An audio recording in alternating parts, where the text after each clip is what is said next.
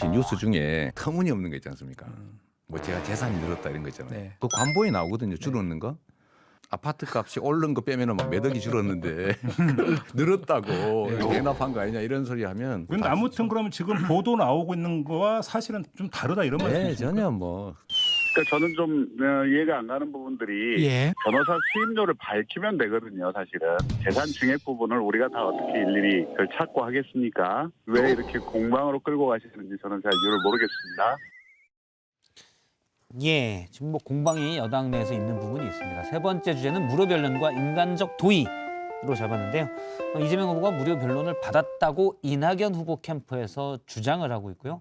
아니다, 실제 아니죠. 그는 송두환 후보가 그 시토를 했죠. 자백을 했죠. 예. 그 변호사 본인이 나 돈 안 안 받고 받았다. 해줬다고 예. 이야기한 거지 주장하는 게 아닙니다. 그건. 예, 그 부분에 대해서 이제 좀 송두환 국가권익위원회 내정자 입장에서는 사실은 민변에서 인권위원장. 관행으로 지원했.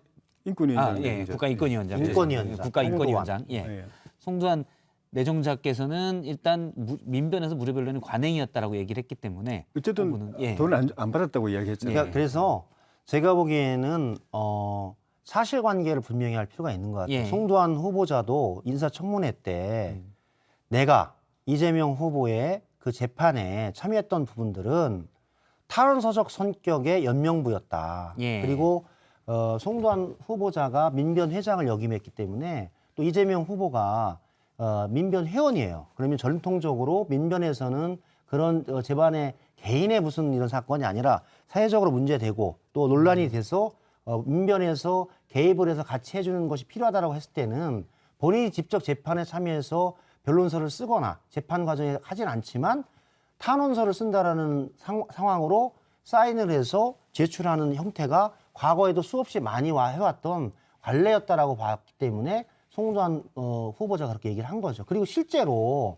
이런 사안은 이재명 후보만 있었던 것이 아니라 다른 야당의 의원들도 많이 있었고 예전에 대통령을 하셨던 분들이 대부분 그런 경우가 많이 있었어요. 그리고 사회적 사건에서 김근태 의원이나 많은 분이 있었을 때 민변에서 사실은 탄원서적 성격으로 연명을 해서 같이 도와줬던 형태가 있었던 사회 상규에서 했던 부분이었기 때문에 이것을 무료 변론이고 김영란법 위반이다 이렇게 보는 것 자체가 대단한 오버와 견강부회라고 보는 거죠. 저는 이 국민소통수석을 지냈던 유영찬 의원의 시각이 각 사안마다 대단히 사회 현실을 반영하지 못하는 방식으로 제가 보기엔 제기하고 있어요.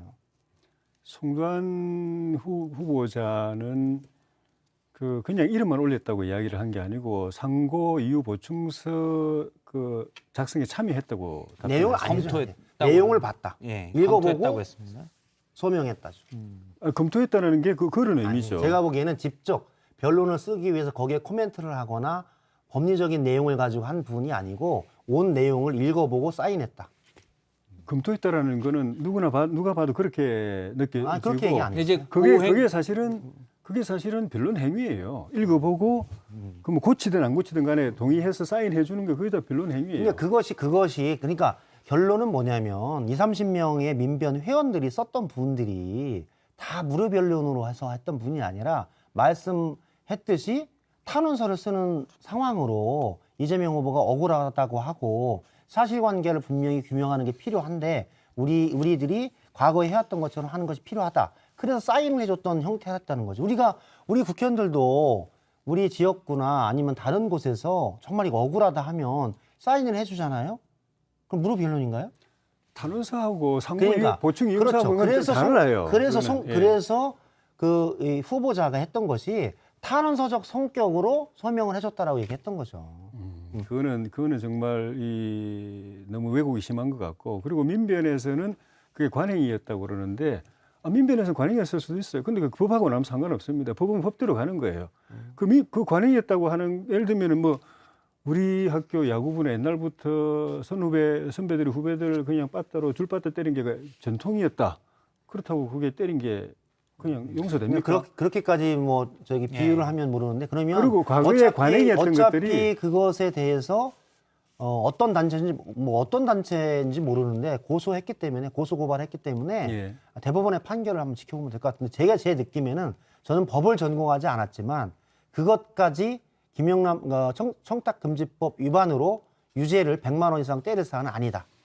예. 그리고 과거의 관행이어서 그냥 법적으로 문제 안 됐던 걸 갖다가 다 지금 법정에 세운 게 문재인 정부 들어와가지고 법정을 다 세우는 바람에 전직 대통령도 그래서 들어간 부분도 많이 있고 그 때문에 이제 올가미가 돼가지고 예. 이제 이재명 후보 그 사건도 법적으로는 그 문재인 정부가 새로 세운 관행을 허물고 법적 기준을 새로 세운 그 기준에 따르면은 다 문제되는 거예요. 알겠습니다.